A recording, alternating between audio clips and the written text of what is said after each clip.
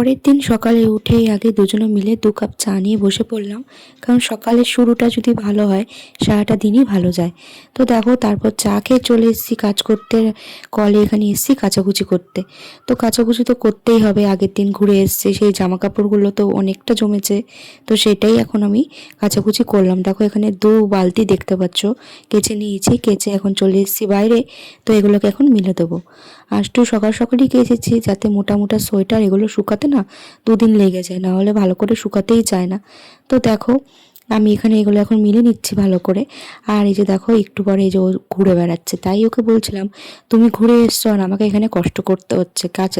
এইগুলো কাচতে কিন্তু খুবই কষ্ট হয়, এই মোটা মোটা জিন্স সোয়েটার এগুলো সবই।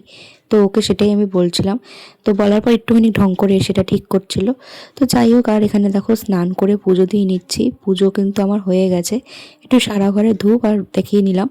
আর এখানে দেখো সকাল সকাল পুজো দিয়ে নিয়েছি, তারপরে বেরাবো একটু এক জায়গায়, সেটা দেখাবো তোমাদের নেক্সট পার্টে। তো দেখো সুন্দর করে পুজো দিয়ে নিয়েছি। আর পুজোটা দিলে না সারাটা দিন এতটাই ভালো লাগে না, আমার কি বলবো। তো আমার মতো এরকম তোমাদের কাদের কাদের হয় পুজো দিলে মন শান্তি হয়ে যায় জানাবে।